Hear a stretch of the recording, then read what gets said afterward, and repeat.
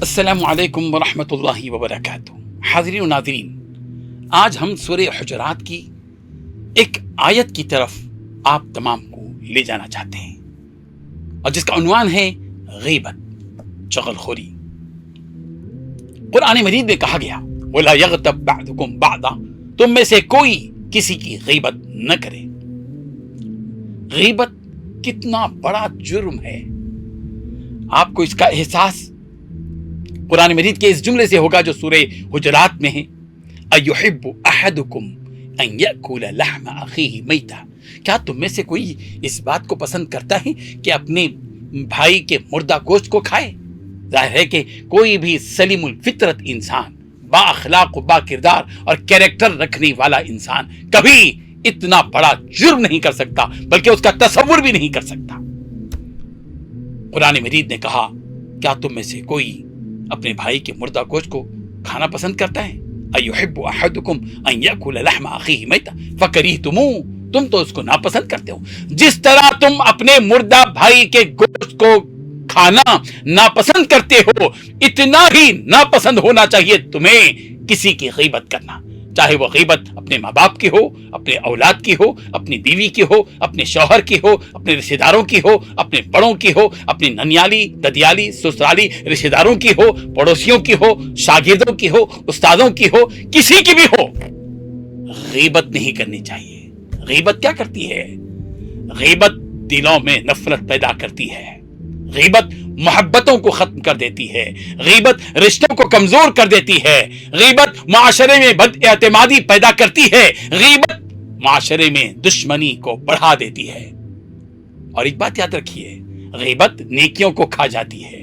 بعض اہل علم نے فرمایا غیبت انسان کی نیکیوں کو اس طرح ضائع کرتی ہے جیسے آگ لکڑی کو جلا دیتی ہے، کیونکہ قیامت میں حقوق العباد کا مطالبہ ہوگا۔ اگر ہم نے کسی کی غیبت کی، گویا ہم نے اس کا حق مارا ہے، اس کی عزت کو پامال کیا ہے، اس کے عیب کو اچھالا ہے۔ غیبت زبان کا بہت بڑا گناہ ہے۔ اکثر لوگ زبان کے گناہوں کو معمولی سمجھتے ہیں، حالانکہ ایک جملہ انسان کے لیے دنیا اور آخرت کی تباہی کا سبب بن سکتا ہے۔ سچی بات بھی اگر پیٹھ پیچھے عیب کے طور پر کہی جائے تو وہ غیبت ہے۔ بعض لوگ یہ کہتے ہیں کسی کی غیبت کرنے کے بعد کوئی انہیں آگاہ کرتا ہے کہ بھئی آپ کیوں غیبت کر رہے ہیں، وہ تو کہتے ہیں کہ ہم تو حقیقت بیان کر رہے ہیں۔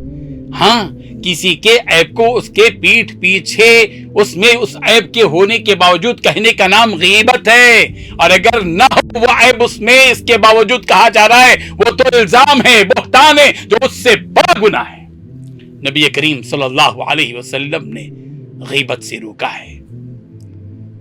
اپنے بھائی کی وہ بات ذکر کرنا جو اسے ناگوار ہو غیبت ہے، اگر وہ بات سچ ہو تب بھی غیبت ہے۔ غیبت یاد رکھیے، بڑی آسانی کے ساتھ ہم اپنی مجلسوں میں ایک دوسرے کی غیبت کرتے ہیں، لیکن غیبت مجلسوں کو بے برکت کر دیتی ہے۔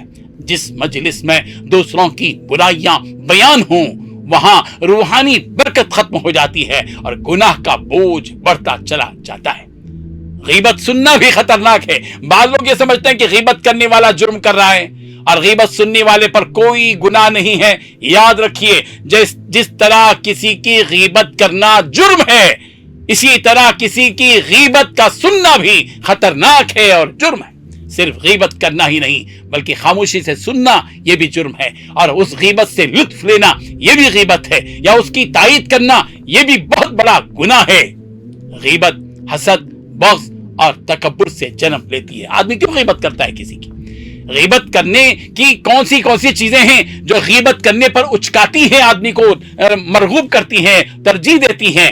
حسد، آدمی کے دل میں جو حسد ہوتا ہے تو وہ اس کی غیبت کرتا ہے۔ آدمی کے دل میں کسی کے بارے میں بغض ہوتا ہے تو وہ اس کی غیبت کرتا ہے۔ آدمی کے دل میں جب تکبر کے عناصر آ جاتے ہیں تو پھر وہ دوسروں کی غیبت کرتا ہے۔ اکثر غیبت کی جڑ دل کی بیماریاں ہوتی ہیں، جیسے کسی کی عزت گھٹانا، خود کو بہتر دکھانا یا دل میں حسد پیدا کرنا۔ یاد رکھیے، غیبت سے بچنے کا طریقہ اپنی اصلاح ہے۔ جو شخص اپنے عیوب دیکھنے لگ جائے اسے دوسروں کے عیب تلاش کرنے کی فرصت نہیں ملتی۔ آج ہم اس لیے دوسروں کے عیب دیکھ رہے ہیں کہ ہم نے اپنے عیب دیکھنا چھوڑ دیے. جب ہم اپنے عیب دیکھنے کے عادی ہو جائیں گے, دوسروں کے عیوب کو دیکھنے کا موقع اور اس کی فرصت بھی نہیں ملے گی. مسلمان کی عزت کی حفاظت ایمان کا تقاضا ہے. ایک مسلمان کی آبرو, عزت اور ناموس کا احترام لازم ہے. اس کی غیر موجودگی میں اس کی برائی کرنا اسلامی اخلاق کے خلاف ہے. اللہ تبارک و تعالی ہم سب کو غیبت کرنے سے بچائے. آمین. وآخر دعوانا ان الحمد للہ رب العالمین.